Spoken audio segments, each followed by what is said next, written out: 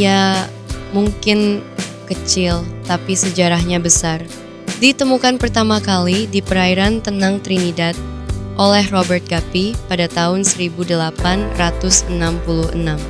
Dari sungai-sungai tropis Amerika Selatan, kini ia berenang di jutaan akuarium di seluruh dunia. Dulu digunakan untuk membasmi jentik nyamuk, sekarang dipuja karena warna dan keanggunannya. Dari alam liar ke panggung kontes internasional. Inilah Guppy, si mungil penuh pesona, legenda hidup dalam dunia ikan hias.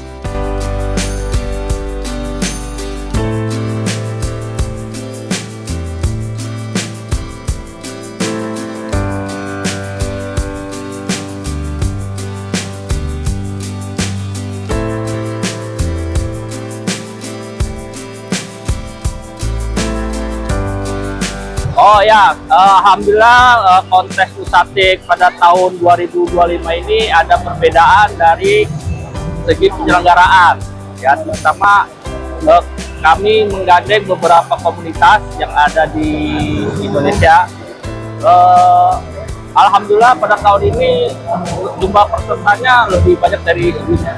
Untuk kepesertaan di luar negara kita ada beberapa negara Asia seperti Taiwan, Korea, dan Indonesia sendiri.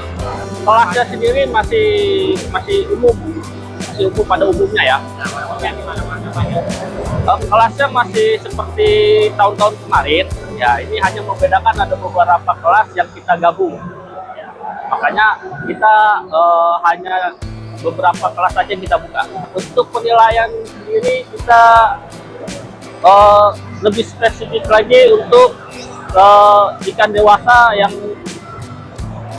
bodinya besar, ekornya proporsional, dan enak dilihat lah istilahnya. Untuk registrasi ini kita ada website atau link, bisa masuk ke Pronashow. Nanti peserta bisa isi data di sana, nanti dikonfirmasi lalu mendapatkan nomor notanya sendiri. Jadi secara online ya. Ya. Kita saling menguatkan lah antara Guppy di Indonesia maupun Guppy di luar sana, bahwasanya Guppy di Indonesia pun masih bisa bersaing dengan Guppy di luar negeri. Tentunya dengan adanya kontes seperti ini setidaknya bisa memajukan perekonomian dari peserta itu sendiri. Dengan penyelenggaraan Usatik 2025 ini, saya berharap pergapian di Indonesia akan lebih baik lagi dan lebih berkembang lagi dan bisa menciptakan ikan Guppy yang lebih bagus lagi dan mampu bersaing dengan negara luar. Ya.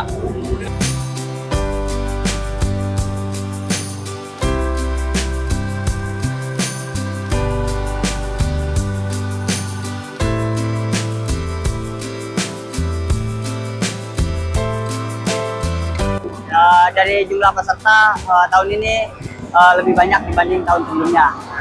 Kalau favorit saya albino koi red ear sesuai gambar ya. Cuman tahun ini nggak ada kelasnya, mudah-mudahan di tahun depan ada kelasnya, Pak.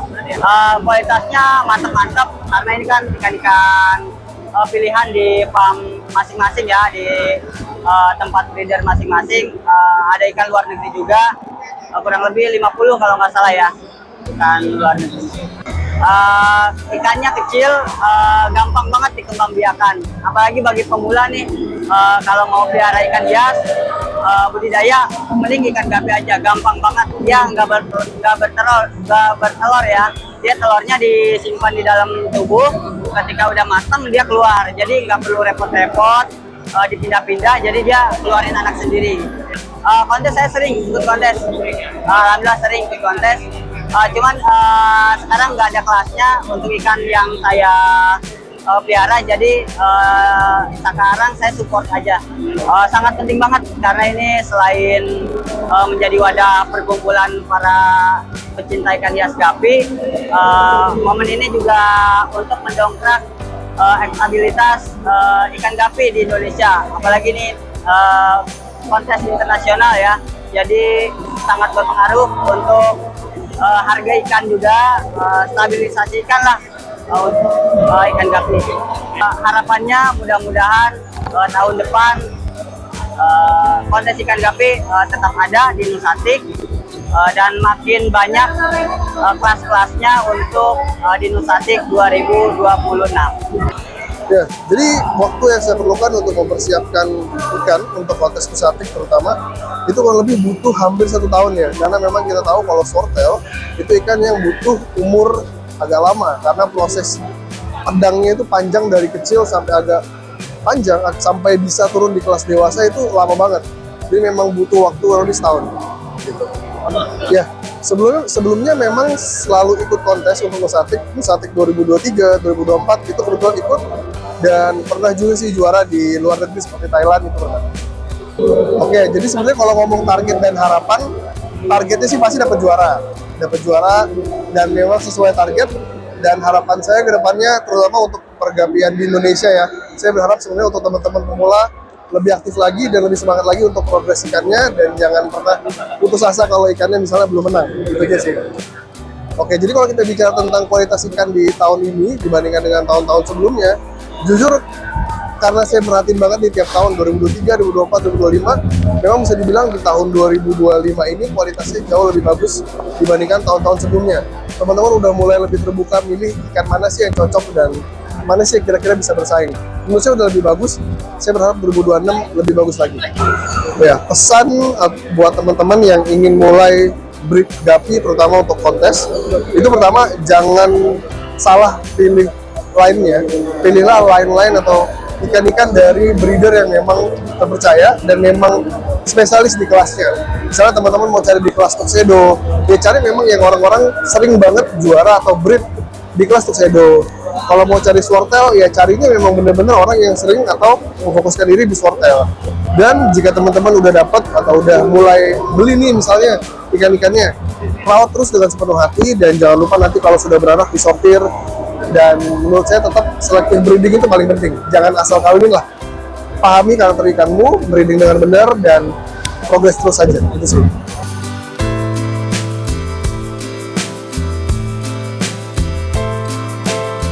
Dari sungai tropis hingga akuarium di seluruh dunia, gapi bukan sekadar ikan kecil. Ia adalah bukti bahwa keindahan bisa datang dari yang sederhana. Dan kisahnya masih terus mengalir di tangan para pecinta sejati